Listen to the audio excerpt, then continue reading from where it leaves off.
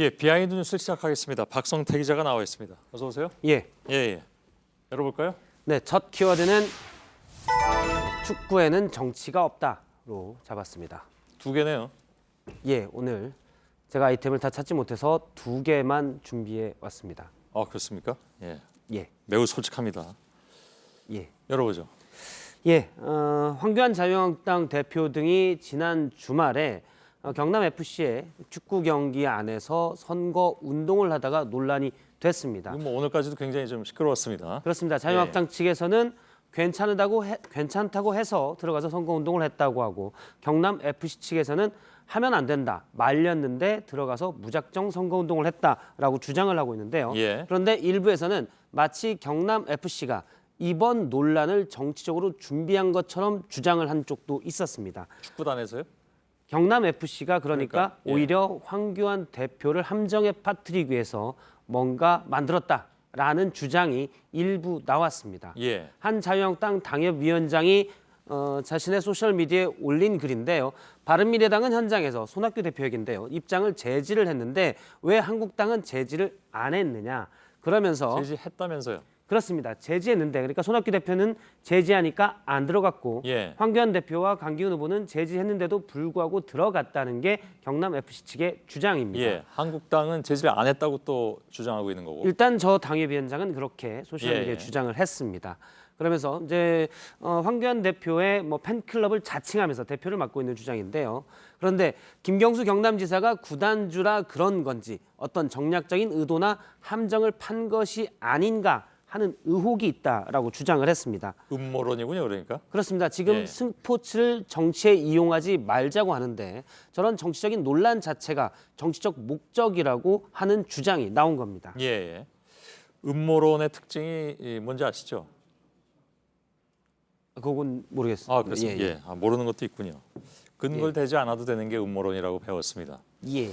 근데 이거 뭐 글쎄 상식적으로 보면 좀 이해는 안 가는데 한번 들여다볼까요? 어느 정도 근거가 있는 것인지. 그렇습니다. 일단 구단주는 김경수 경남지사가 맞습니다. 예. 경남 FC는 도민 구단이고요. 그러다 보니까 도민들이 자발적으로 주주들이 됐고 최대 주주는 경남체육회로 돼 있습니다. 예. 그런데 구단주는 경남지사가 맞지만 현재 김경수 지사는 구속돼 있고요. 실질적인 운영은 조기호 대표가 맡고 있는데 물론 임기는 지났지만 후임자가 없어서 계속 당분간 맡고 있습니다. 그런데 조기호 대표는 홍준표 전 경남지사 시절에 임명됐던 대표가 계속 운영을 맡고 있는 겁니다. 예. 제가 이런 문제로 또 논란이 되고 있다라고 경남 FC 측 관계자에게 입장을 물었더니 예. 전화로 물었더니 하하하 말이 안 돼 웃음만 나온다. 제가 하를 석자로 했는데 약 4초 정도 큰 소리로 실제 웃었습니다. 그런가요? 예. 최대 승점이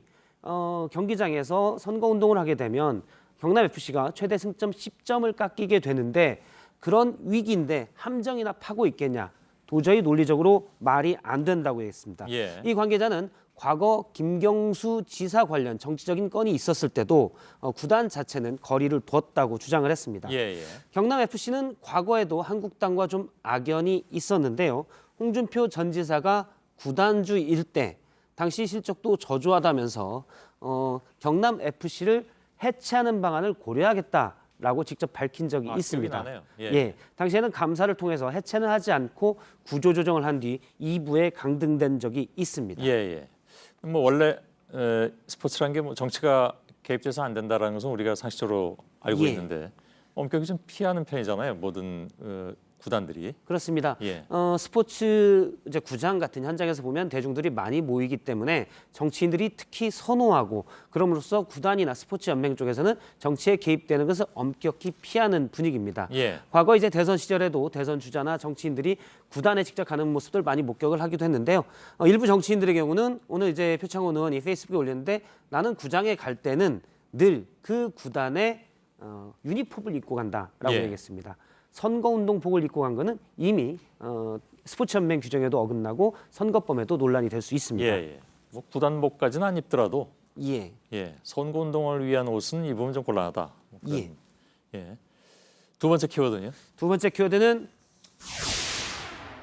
만우절의 퇴색으로 잡았습니다. 예. 아무튼 오늘이 4월 1일 만우절입니다. 그렇습니다. 앞서도 만우절의 가짜 뉴스를 좀 봤지만 예. 만우절은 원래 서양에서도 농담과 장난을 좀 받아주는 날로 되어 있습니다. 1년에 하루 정도. 그렇습니다. 예. 그래서 과거는 재미 위주의 만우절, 가짜 뉴스들이 좀 많이 있었지만 예. 뭐 재미나 풍자했는데요. 최근에는 뉴스들이 좀 만우절이 퇴색되는 느낌이 있습니다. 정식 뉴스는 아닌데요. 일본 뉴스 게시판에 올라온 글입니다. 예. 뉴스 형식을 띄었는데 지금 작게 맨 위에 제목을 일본어로 돼 있는데 한글로 번역을 하면 한국발 뉴스인 것처럼 하고 북한과 병합, 고려연방 수립을 문 대통령과 김 위원장이 회담서 결정했다라고 돼 있습니다. 내용에도 있는데요. 제목에도 올려놓은 또 하나를 보면 그 자리에 문희상 국회의장이 있는데 문희상 의장이 일본에 핵을 쏴서 축포를 하자라고 기사 제목으로 올렸습니다. 예. 정식 기사는 아니고 기사 형식을 띄어서 네티즌이 만들어서 유명 뉴스 게시판에 올린 글인데 만우절이라고 올린 거예요? 그렇습니다. 예. 맨 밑에 보면 금일은 4월 1일입니다라고 예. 돼 있어서 눈치가 좀 있는 사람이면 4월 1일 만우절이니까 올렸겠구나라고 보겠지만 맨 밑에까지 보지 못한 사람이라면 이런 뉴스가 있나라고 화들짝 놀랄 만한 가짜 뉴스입니다. 예. 그런데 저렇게 혐오와 분노를 불러일으키는 가짜 뉴스가 해당 게시판에 또 있었는데요. 다른 뉴스를 보면은 이건 좀 더 심합니다. 한국에서 엊그제 3.11 동일본 대지진 다큐를 상영을 했는데 지금 맨 위에 있는 일본어 제목을 한글로 번역한 겁니다. 예. 그 동일본 대지진 관련 다큐에서 나온 내용이 일본인들이 죄를 좀 씻어내야 된다. 그러면서 이건 천벌 아닌가? 죄를 씻어내야 된다. 예, 씻어내야 된다면서 이왕이면 표준말로. 예, 이건 천벌 아닌가라는 내용이 들어 있다고 했습니다. 예.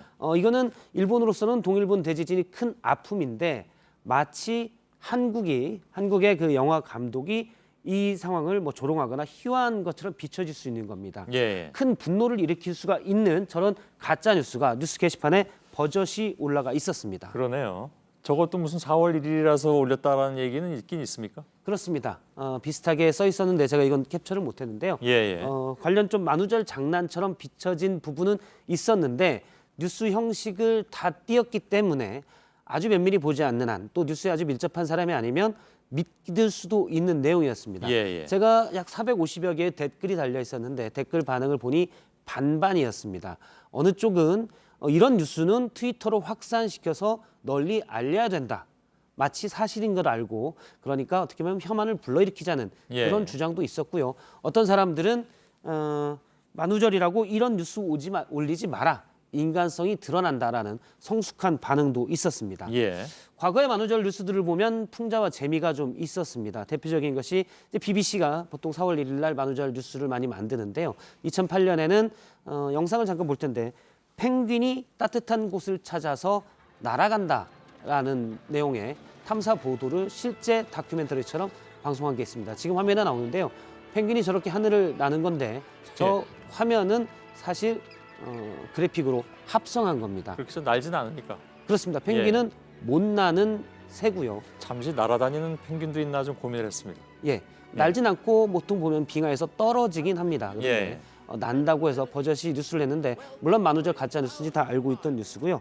오늘도 뭐 재밌는 마케팅 부분에 활용된 부분들도 있는데요. 한 중고 상품 판매 카페에서는 미개봉한 박혁컷의 알을 판다 3천만 원. 그러면서 제목에는 4.1절 이벤트로 올리긴 했는데 물론 이제 재밌으라고 마케팅으로 광고를 한 건데요. 예. 물론 누군가 사게 되면 사기 혐의로 걸릴 수도 있습니다. 예. 과거에는 재미와 풍자가 만우절의 주였지만 지금은 워낙 정치적으로 가짜 뉴스가 많아서 일부에서는 만우절이 아예 필요 없다라는 주장도 나오고요. 예. 하긴 뭐 가짜 뉴스는 365일 돌고 있으니까요. 그렇습니다. 참고로 내일은 팩트 체킹 데이입니다. 그런 것도 있습니까? 팩트체크 협회에서 과거에 만우절 가짜 뉴스가 많으니까 예. 물론 만우절 뉴스를 검증하는 건 아니고요. 가짜 뉴스들을 검증한다는 팩트체킹 데이를 만들어서 만우절 다음 날 일부 단체에서 하고 있습니다. 그렇군요. 알겠습니다. 오늘 여기까지 하죠. 예. 박성태 기자였습니다.